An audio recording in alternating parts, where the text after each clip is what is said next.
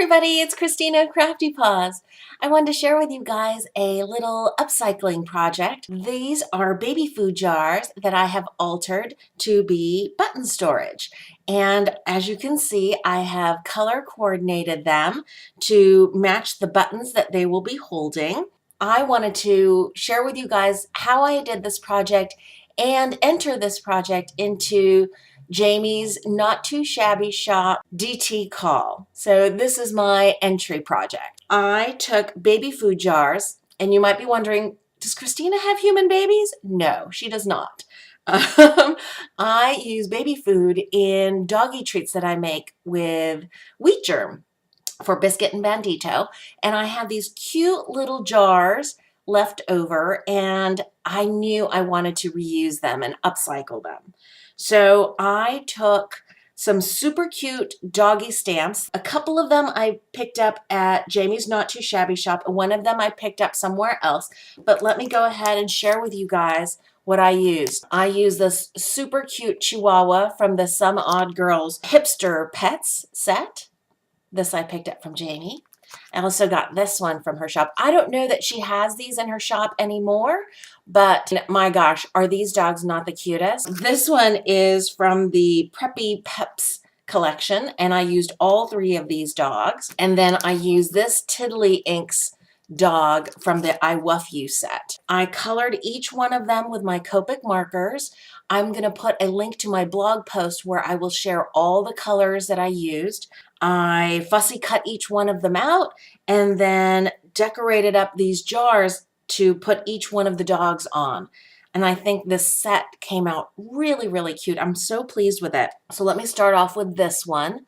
First of all, what you do in terms of the jars, obviously you run it through the dishwasher or clean it by hand really clean.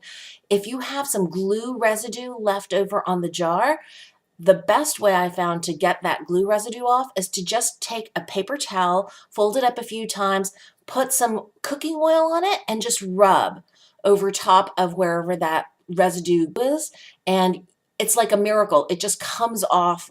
If there's a lot of glue residue off, you might have to do a little scraping with a fingernail or with a butter knife or something, but really, for the most part, it just comes off with a little friction with some cooking oil on a paper towel. Amazing. I colored up this little dog and made the dog very smooth, as you can see, no fur lines, because I wanted this to be a short-haired dachshund. I took this Tiddly Inks little pup and I just used some warm grays to color him up and gave him just a very wispy white dog look. Really cute there, right? And then for this dog, I also gave him a very smooth finish, and he didn't have any of these markings. As you can see, he's a clean-faced little dog there, but I gave him the spots around the eyes, and I just kind of followed the smile that he had to create almost like a little clown face on him. I think that came out very sweet. Also, you'll notice that each one of the dog's eyes have little white dots to show off the little shine. Those aren't in the stamped image either. I just take my white Jelly Roll pen and put in those white highlights for the eyes.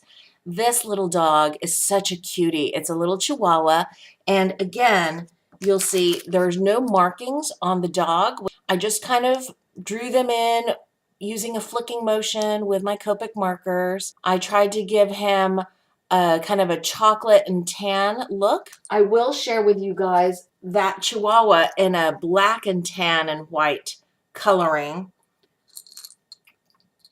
And all I do in terms of, coloring dogs, when I want to show the hair texture, I just use a light flicking motion. And the best thing about it is that there's no right or wrong. The coloring of dogs is all different, so you don't have to worry about following any specific lines or anything like that. It's a very forgiving type of coloring. In terms of the decorating of the jars, I knew I wanted to do a set. I only had 4 jars. I just started doing these doggy treats, so I'm waiting for one more. And I have this little cutie patootie. This is this little puppy right here. And I gave him spots like a Dalmatian Isn't that cute? So this one's waiting in the wings for more jars. I picked out these papers from my stash. Several of these, I think this, and this, were all gifted to me by Crystal, who's 311 Vandal. Thank you, Crystal. I lined each one with black paper just so that I get a clean black edge. I don't know if you can see that. Yeah. This one is a beautiful peacock paper. I just loved it, and I've been waiting for a special project for it. I glued the dog onto the paper, and then I used a matte Mod Podge. I didn't want it to be shiny. I wanted it to be matte so it looked more like it was part of the original background paper. So that's the one that I used. And I just added a little bit of decoration. I wanted these jars to be functional, so I didn't want anything soft on the lids. This button was one that I had been hoarding. It was gifted to me by Kathy Keys. Thank you, Kathy. I just use a little bit of dark navy and white baker's twine, tied it around, looped it around a few times, and then tied a little bow. I like tying the little ends also to finish off. I just make a little knot at the end of the tails of the bows. And in terms of doing the lid, I will attach a video to the end of this showing you the process of how to cover the lids. I even cover the inside. I use an EK Success scallop circle punch so that the inside looks finished as well. So that's the blue one. So I have blue buttons in there. This yellow one, this is actually the side B of the Raining Cats and Dogs paper from Graphic 45. I just wanted it to be kind of muted in the background, but coordinate nicely with this little dog. I used some burlap on the sides. I just fringed off the side by pulling off some of the strands off the top and the bottom. I adhered all of these to the glass with E6000 and then used a little bit of hot glue just to get it to hold while the E6000 dried. And then I added this super pretty lace trim that I had received from Laura, who's Little Lulu Scraps. I tied a piece of twine around here, made a little bow, and then I used actually some of the strands off the top and bottom to make a more delicate bow over top. So you see the thinner bow here. I did a triple loop bow there over top of the big thicker twine bow. And on the top, I used a really pretty metal flower that I had gotten from Mel of Mel's Craft Boutique. And I added a little faux pearl and some Prima bling. This is the Say It in Crystals. I wanted it to stay kind of pearlescent in color to match the yellow color of this jar. So that's that one. And then for the red and pink jar, I used this great chevron paper and then this super cute, this is like a special kind of woven twine. It's pink and cream in color, and I got this from Stargirl Annie, so thank you, Annie. I used a little bit of Wink of Stella over top of the heart. I don't know if you can make that out. In person you can see it, the sparkliness of the Wink of Stella on the heart. I used a Martha Stewart border punch, the XOs, it's this one, for the base here, just to add a little something extra. Like I said, I wanted to keep these more or less flat so that the jars and the lids are really usable. And on this lid, I use this gorgeous button also from Mel's Craft Boutique.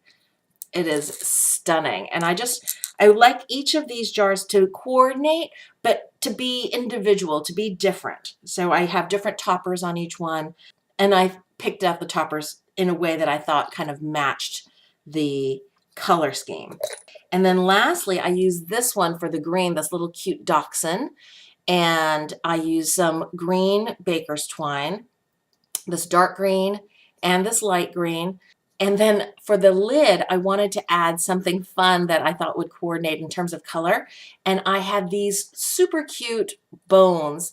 They're like wood bones that have a little bit of burning almost, it seemed like. This I had received from Sheila McNabb here on YouTube. And I stacked all three of them up. I glued everything on with E6000 so it forms like a little handle. I thought that was super cute. And then I use this beautiful velvet and gold. Can you see the little dots on there? So pretty. This ribbon that I had gotten from Susumu, who's Nerdy Greek Crafter here on YouTube.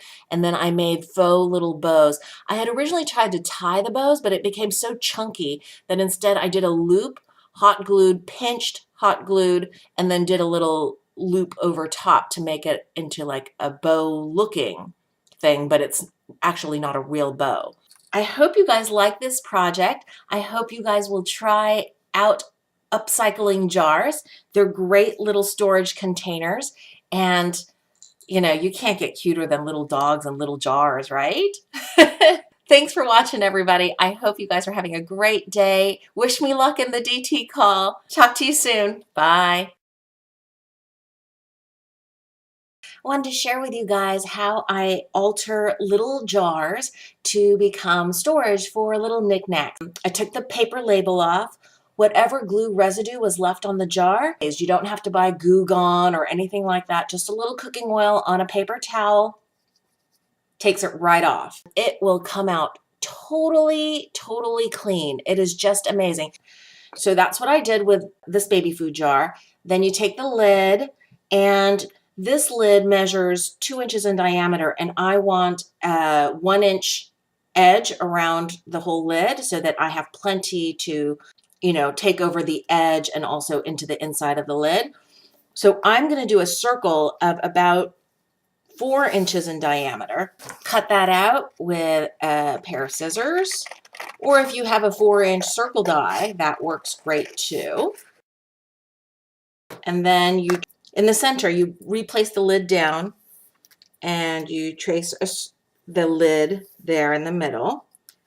And that will tell you where you need to cut your little strips to. I've started one here as well.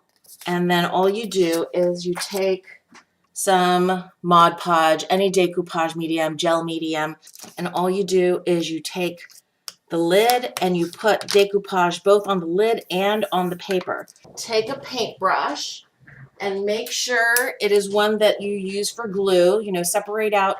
I know my blue paintbrushes are the ones that I use for glues, adhesives, and not for paints, because you can never quite get all the glue residue off.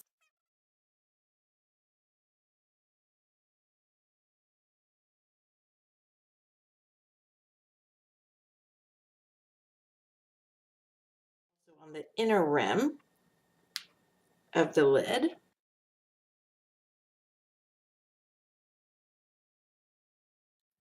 This is not an exact kind of project.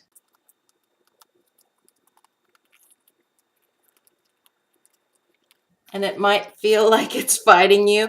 The thinner the paper you use for this, the better. Mine is actually pretty thick paper. So you do that. Really press it in. Try and get them into the grooves. If you lose a little bit of glue, whether it's dried or because your fingers had gotten into it, go ahead and take the flap back up. And that's your covered lid. I like to let this set for a little bit, not that long, and then I go over it with another coating of the Mod Podge, the matte Mod Podge. So I go all along the edge, and I think that also helps mold it to the lid, the form of the lid. I also do the inside, and then afterwards I like to using a decorative punch like this. This is just a scallop circle from EK Success. It's about 1 3/4, and I cut a little inside lining as well. But you can see I did this one yesterday, and it's molded really well to the lid, and it fits really nicely onto the jar. Now this is obviously not waterproof like it would have been originally because of the layers of the paper covering the lid, but it functions really well for dry storage.